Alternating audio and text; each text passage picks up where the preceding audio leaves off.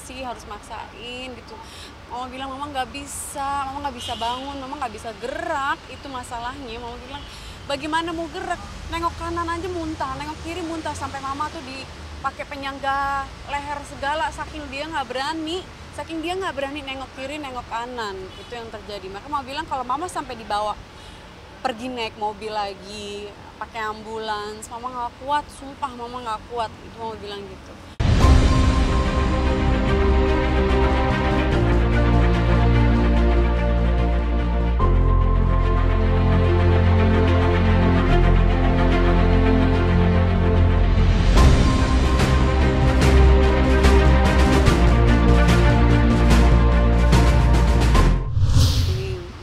Kejadiannya itu hari Jumat tanggal 31 Maret kemarin ya. Jadi kronologinya itu mama sama Abi ini mau buka puasa bersama nih di restoran. Karena di restorannya ini parkirannya full, mereka parkir di seberangnya. Jadi mereka parkir di seberang restorannya.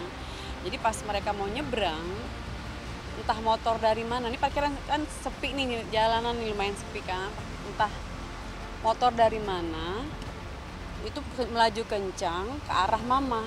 Abi udah berusaha melindungi mama supaya nggak kena tabrakan motor, tapi tak terelakkan juga. Akhirnya mereka mental berdua. Nah saat mereka mental ini, Abi berusaha buru-buru bangun. Abi kalau cerita mentalnya jauh banget, kata sampai Abi ada 7 meter kali kira-kira gitu. Terus Abi buru-buru bangun. Abi lihat mama, kok mama nggak bangun-bangun? Ternyata mama pingsan di tempat. Nah mungkin nih saat mama jatuh ini nih, kepalanya itu terbentur aspal atau batu, makanya dia pingsan di tempat. Itu loh. Akhirnya sama warga dibawa lah ke rumah sakit terdekat. Itu yang terjadi. Gini, mama kecelakaan hari Jumat. Aku baru tahunya tuh hari Selasa. Itu pun aku tahu karena aku telepon mama mau kirimin kue lebaran, nggak dijawab sama mama. Aku teleponnya ke Abi. Kata Abi akhirnya ngaku kalau mereka di rumah sakit. Baru tahu, makanya aku hari Selasanya.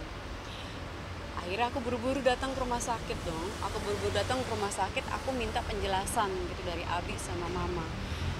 Akhirnya sama dokter dijelasin kalau mama itu ada pendarahan di otak, bagian depan dan bagian belakang. Nah, aku tanya, harus dioperasi nggak dok? Dokter bilang untuk kasus mama ini nggak bisa dioperasi pendarahan, karena otak dia melukiskannya tuh, kata otak itu seperti otak sapi, otak manusia itu. Jadi pendarahannya itu di sela-selanya otak, gitu, di sela-selanya otak. Jadi nggak bisa untuk saat ini dioperasi. Jadi yang dilakukan sama dokter ini adalah dikasih suntikan ke kepala untuk mencairkan pendarahan itu, gitu loh. Nah terus dokter juga bilang mama ini tuh kan ada riwayat darah tinggi, karena pendarahan dan darah tinggi jadinya mama kena vertigo juga, makanya itu mama suka mual-mual itu ya karena ada pendarahan dan darah tinggi makanya jadi vertigo. Itu yang terjadi sama mama. Sekarang Rabu kemarin akhirnya obatnya udah dikasih, udah ada, udah tersedia. Tadinya aku bilang udah ganti aja lama, ganti rumah sakit. Ya Allah ma, kenapa sih harus maksain gitu.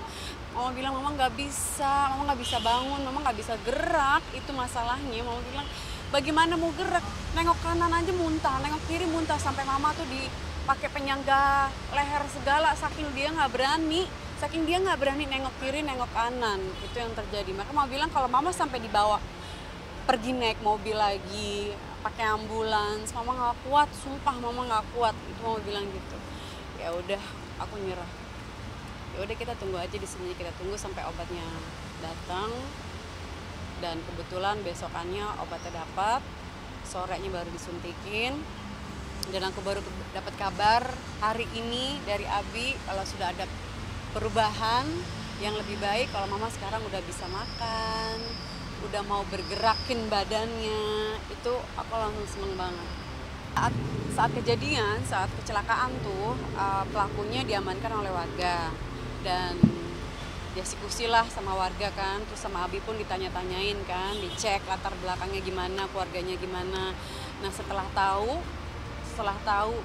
keluarganya, ibunya datang bersama pelaku, mereka minta ampun, minta maaf, istilahnya minta maaf dan mohon jangan diproses hukum. Karena katanya kalau anaknya sampai di penjara, ibunya mau makan apa? Katanya gitu, tidak ada yang membiayai keluarganya lagi karena dia tulang punggung.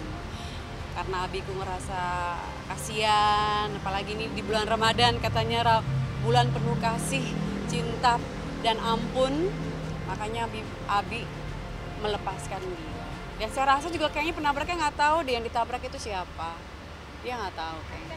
Kalau aku sendiri berat, hey, I'm just human, aku cuma manusia. Begitu tahu ibu kita ditabrak, otomatis kita ada emosi dong, otomatis kita marah. Aku marah, aku pengen tahu yang nabrak siapa, otomatis aku pengen tahu kenapa. Itu udah otomatis. Ini adalah bentuk kepedulian saya ke mama saya gitu. Emosi udah pasti, aku pengen tahu dulu gitu. Aku aja emosi saat itu kan, bawaannya marah-marah aja. Tapi begitu dijelaskan ke Abi bahwa ini orang susah, nggak sanggup ngebiayain rumah sakit, ya udah akhirnya aku pikir sudahlah, aku fokus aja ke mama dulu sekarang. Untuk biaya alhamdulillah ada, kita alhamdulillah untuk kalau biaya masih ada. Nah kalau itu kita tidak mempermasalahkan dulu lah. Karena kita belum tahu kan billingnya berapa juga, kita belum tahu biaya rumah sakitnya berapa.